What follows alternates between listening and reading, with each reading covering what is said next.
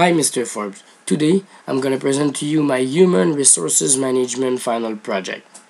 First of all, I'm going to talk to you about McDonald's Corporation, the company that I've chosen. After that, I'm going to talk to you about two chapters. The chapter 7, recognizing and rewarding employees, and the chapter 8, a very important chapter, creating a safe and healthy work environment. After that, I'm gonna talk to you about differences and similarities in the book and in the reality for both of the chapters. So, the McDonald Corporation. The company began in 1940 as a barbecue restaurant operated by Richard and Maurice McDonald. Here you can see Richard and Maurice McDonald. They are brothers.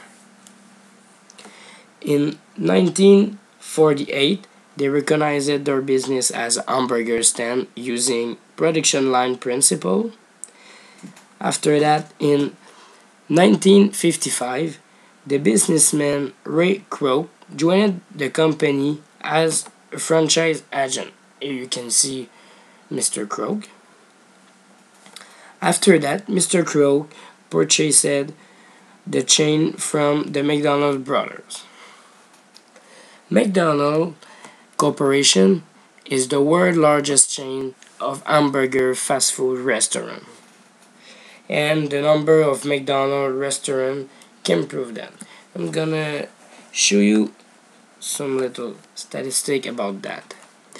McDonald restaurants are found in 119 countries and territories around the world and serve 68 million customers each day. So this is one of the biggest reasons for why they are the best fast food chain in the world. Also, McDonald's operates over 34,000 restaurants worldwide, employing more than 1.7 million people.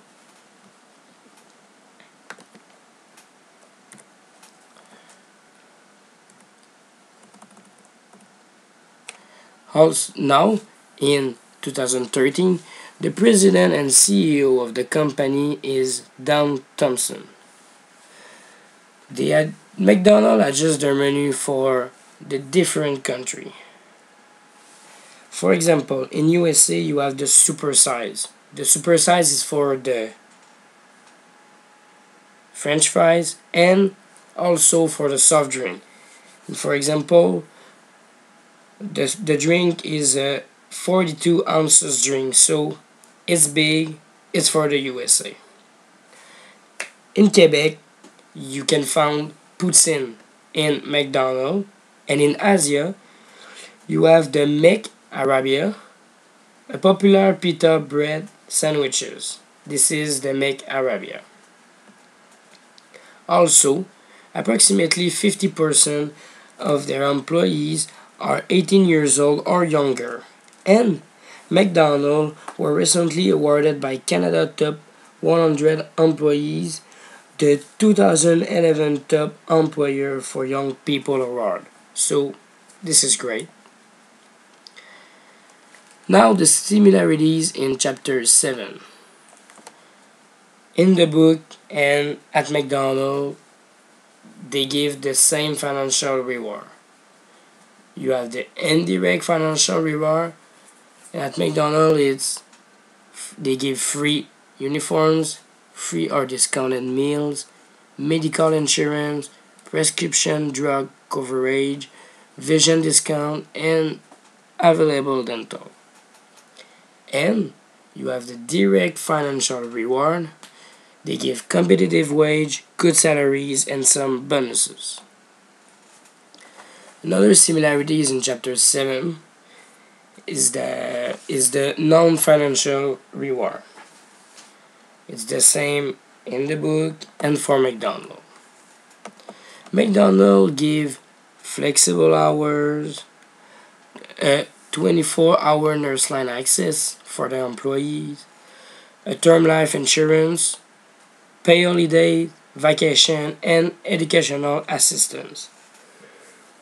McDonald have understood that sometimes, to motivate their employees, non-financial reward are better than financial reward. And I'm gonna prove you that. On the official McDonald website, they say that once in life opportunities are offered to restaurant employees who truly excel.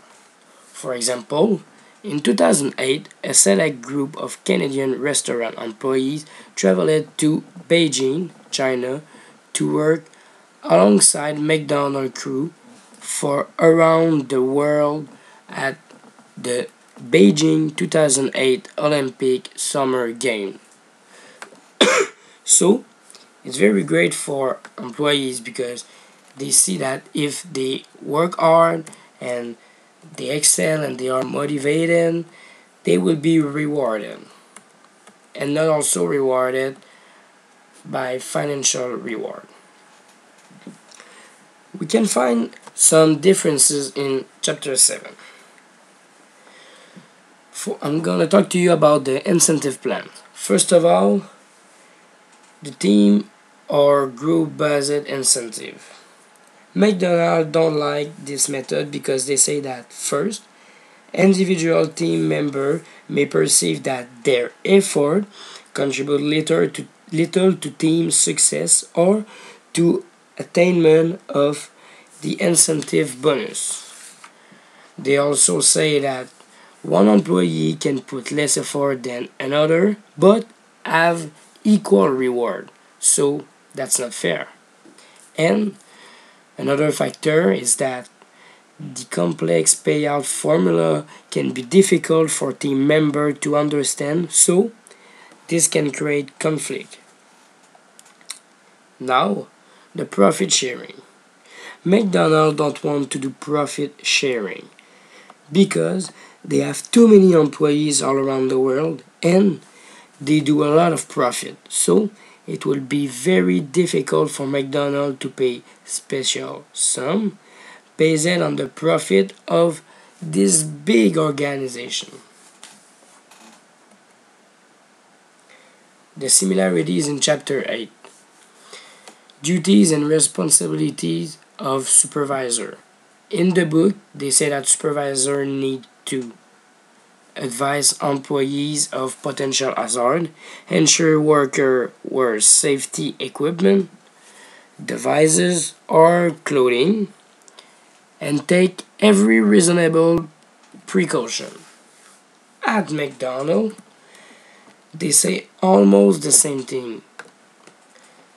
They say that their restaurant have workplace safety program in place to ensure that their high safety standard and procedure are clearly communicated and reinforced daily to employees and to the supervisor.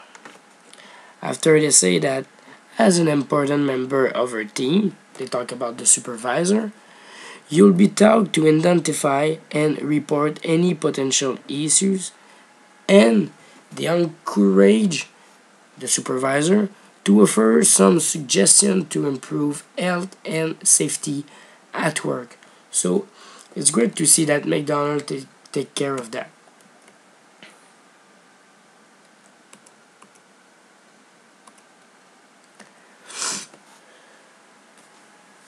Also, for the similarities in chapter 8, they talk about the duties and responsibility of employer. They say that employer need to provide a hazard-free workplace, comply with regulation, inform employees, and inform supervisor. Just like I showed you 1 minute ago, McDonald show the information to the employees and to the supervisor. So another time here, it's great to see that McDonald's take care of their employees.